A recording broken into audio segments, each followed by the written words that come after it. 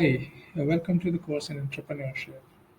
In this course, we are going to discuss how a person can come up with the idea of an organization and how this course is going to help him build his dream startup or organization.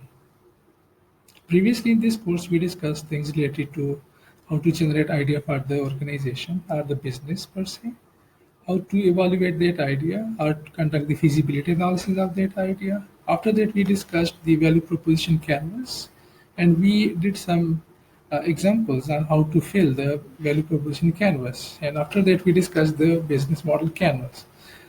I hope you guys have completed the business model canvas and the value proposition canvas based on your idea or based on some hypothetical examples that we discussed in the previous classes, right? So up till now, what we have been discussing are based only on the perception of the entrepreneur or the person, especially if the guy is a newbie or the guy is starting his first business.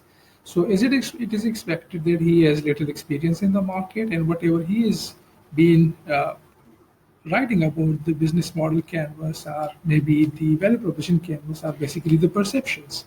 The perceptions can be right, the perceptions can be wrong, right? As famously said by Mike Tyson, everybody has a plan until they get punched in the face. Same is the case with the business startup, right? We all have different ideals, we all have different aspirations until we go into the market and face the reality. That is the time we get punched in the face, right? So, what to do when you have developed the business model canvas? What's the next step? Basically, it is recommended that as soon as you are done with the first canvas or the first model of the business or the rough idea of the business, you quickly go out in the market and talk to your customers, meet your target customers, talk to them about their problems, talk to them about their goals or achievements, right? And find a clue or find a gap in the market and how you, as a business or solution provider, can help them solve their problems, right? So the key to a successful business is get out of the building as soon as possible and get that customer validation, which is so much important for building a sustainable business, right? So in this session, we are going to discuss the product market fit. Product market fit is a new concept, not in the sense of the new concept, but it is highly recommended by the people nowadays that for the new entrepreneurs, it is important to achieve that product market fit. Now, what is product market fit? Product market fit is actually the right product at the right time for a market that is in search of a solution to their problems. Maybe a one problem, maybe more than one problems, right? And if you can see, we have highlighted that is in search of a solution. So basically, we are going for the customer-driven innovation. We are not imposing something. We are not pushing a technology on the people. Rather, we are going for the pull strategy here, right? There was a research that was conducted on the 200 most successful companies. Just to name a few of those companies, it is the Facebook, YouTube, Dropbox, Twitter, LinkedIn. So all these basically startup, a successful startup. So they conducted a research on these 200 successful startups and they found the reasons, what are the most important reasons for their success, the five important factors. So it is the timing that is the most important factor. Then it comes the team, and then it is the idea. And interestingly, funding is the least important factor. Most of the time, the new entrepreneurs or the first time entrepreneurs, they assume that funding is important. However, the research says it is not the most important factor in the success of the business. It is the timing, right? So, but the natural question is when you are going to develop your business or idea, how do you know if it is the right time or the business to start the business? Maybe you should be sure about that it is not a very futuristic idea, and at the same time, you should be afraid of you're not starting a business for which the market has shifted completely or permanently, right? So how to assess if it is the right time to start the business?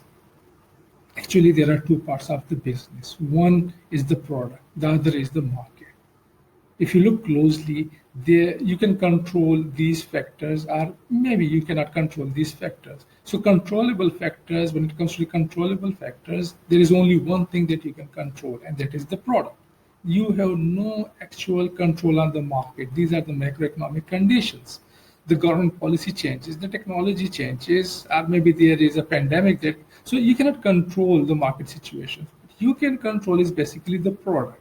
You can change the product. You can make certain amendments. You can change entirely the product, right? So that is in your hand.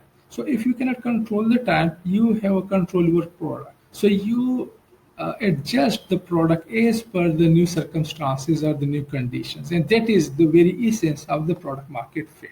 That you adapt your product, that you adjust your product according to the new circumstances, right? We'll come to this in detail in the coming slides.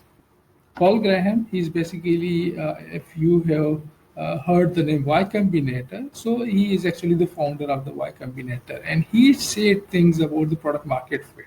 And he said when you're going to develop the products, basically make products that people want. Do not push things on the people which they do not want, in other words, right? Stu Blank is a renowned professor, right? And in his book, The Four Steps to Epiphany, he said the customer validation proves that you have found a set of customers and market who react positively to your product, right? So this is his opinion about the product market fit, or the building the right products for the market.